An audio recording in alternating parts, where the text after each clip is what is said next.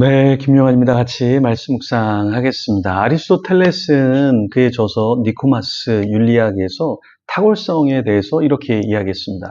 우리는 반복해서 행동하는 우리 자신이다. 그러므로 탁월성은 단회적인 행위가 아니라 습관이다. 어떤 내용입니까? 탁월한 사람은 하루아침에 만들어지지 않는다라는 것이죠.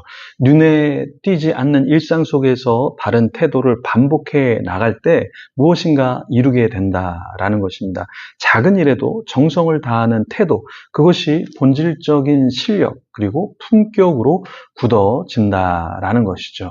우리는 탁월함을 추구하려고 합니다. 누구나 탁월한 사람을 보면 깜짝 놀라죠. 근데 그런 사람의 특징은 굉장히 삶에서 하루하루 루틴, 그러니까 똑같은 일을 반복해서 하는 사람이라는 거예요. 그 남이 보던 보지 않던 내가 나에게 주어진 어떤 비전의 삶을 사는 거죠. 예를 들어서 성경을 연구하는 사람이라면 성경을 원어로 공부하고 또 주석을 보고 성경책을 읽고 신학책을 보고 또 관련된 신앙 서적들을 보는 거죠. 그래서 아주 디테일한 부분들을 계속해서 다듬어 나갈 때 탁월성이라는 것이 나타나는 것이죠.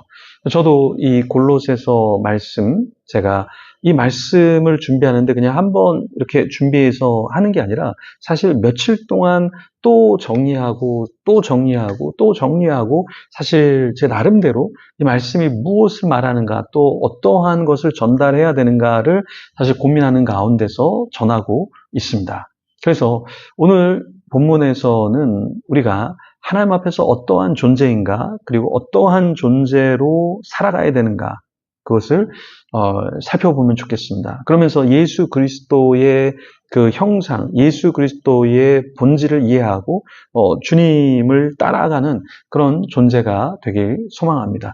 15절부터 같이 한번 읽어보겠습니다. 그는 보이지 아니하는 하나님의 형상이시요 모든 피조물보다 먼저 나신 이시니 만물이 그에게서 창조되되 하늘과 땅에서 보이는 것들과 보이지 않는 것들과 혹은 왕권들이나 주권들이나 통치자들이나 권세들이나 만물이 다 그로 말미암고 그를 위하여 창조되었고 또한 그가 만물보다 먼저 계시고 만물이 그 안에 함께 섰느니라. 제가 초반에 탁월성에 대해서 이야기를 했습니다. 그러니까 인간이 탁월하기 위해서는 꾸준해야 된다. 보이던 보이지 않던 자기에게 주어진 삶을 살아가야 된다. 이렇게 말씀을 드렸습니다. 그런데 정말 탁월하신 분은 예수 그리스도이시죠. 보이지 아니하는 하나님의 형상인데 우리에게 보이는 하나님으로 나타내 주셔서 자신을 하나님을 계시해 주기 위해서 이 땅에 오셨죠. 그런 그 예수 그리스도가 이 땅에서 얼마나 신실하게 루틴의 삶을 사셨습니까? 새벽에 기도하시고 밤늦게 기도하시고 낮 시간에는 복음을 전파하셨죠. 주님께서는 피조물인 이 땅의 사람들을 위해서 자신을 친히 천상에 계셔도 되지만 자신을 내리셔서 이 땅에 오셨던 것이죠. 만물이 다 그에게서 났습니다. 하지만 이 만물 중에 사람들이 예수 그리스도를 인정하지 않았죠. 그런데도 주님은 그냥 자신의 일을 감당하셨습니다.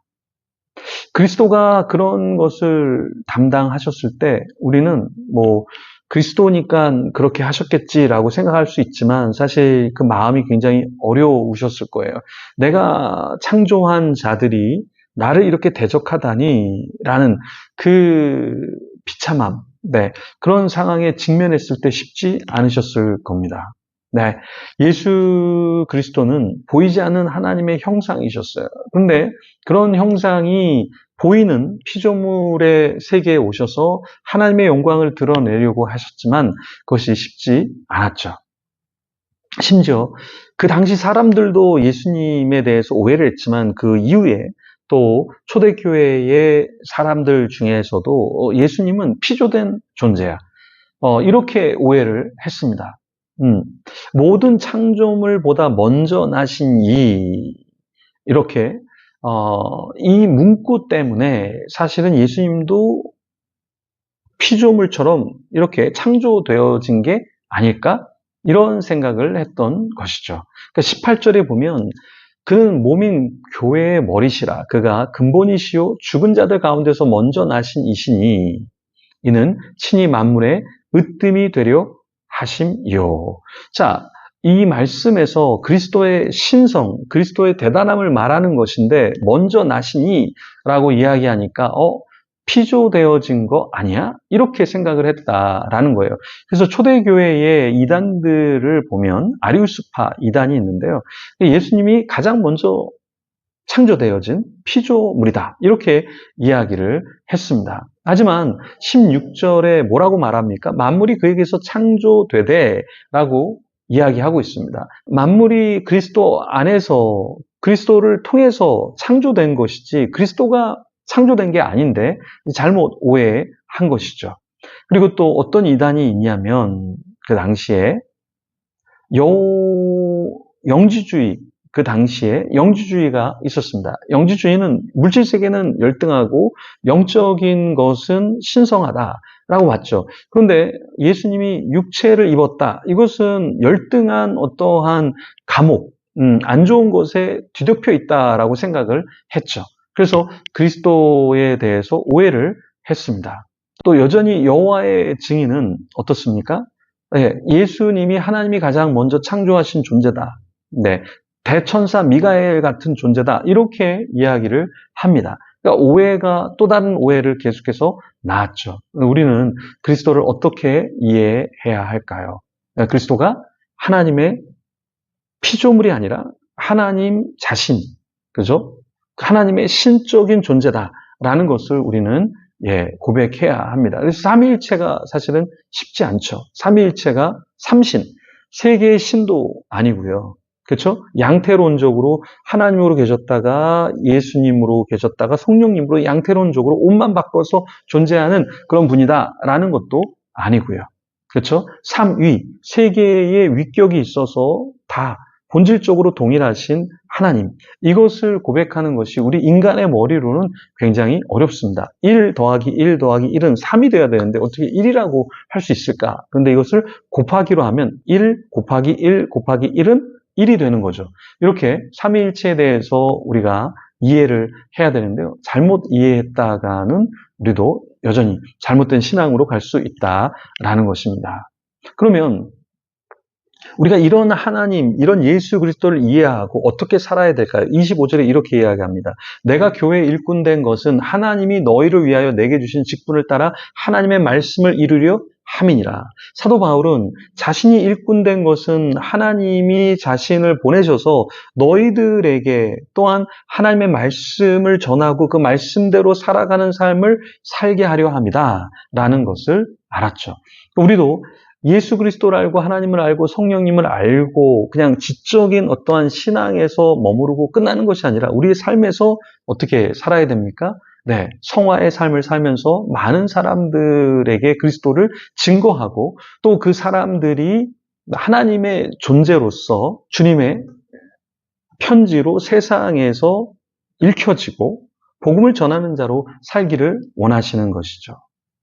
바울은 이러한 소망, 이러한 삶을 갖고 살기를 원했습니다. 이게 믿음이다라는 것을 증거했죠. 오늘날 21세기에 믿는 자라고 하지만 세상에서 그리스도의 편지로, 그리스도의 향기로 살아가는 자는 굉장히 소수입니다. 하지만 우리는 그리스도가 어떤 분인지를 알고 우리가 어떠한 존재인지를 알고 그리스도의 편지로, 대사로 오늘 하루도 살아가는 저와 여러분이 되기를 소망합니다. 기도하겠습니다.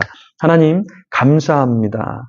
예수 그리스도가 어떠한 분인지를 우리가 알게 하여 주시고 삼위일체 하나님을 고백게 하여 주시고 바울이 말한 것처럼 그냥 어떤 것을 고백하고 끝나는 것이 아니라 우리 삶의 복음이 증거되어지고 전파되어지고 그 복음을 받고 수없이 많은 사람들이 변화되는 가운데 하나님께 영광을 돌리도록 우리를 붙잡아 주시옵소서. 우리를 통로로 사용해 주시옵소서. 오늘 만나는 사람들에게 또한 복음을 전하게 하시고 복음의 삶이 무엇인지를 삶으로 드러내는 자 되게 하여 주시옵소서. 각종 2단과 3단과 사이비에 빠지지 않게 하시고 말씀을 분별하고 제대로 배우게 하여 주시옵소서. 그래서 올바른 신앙을 갖고 신앙생활하면서 더 많은 영혼들을 하나님 앞으로 인도하는 자 되게 하여 주시옵소서.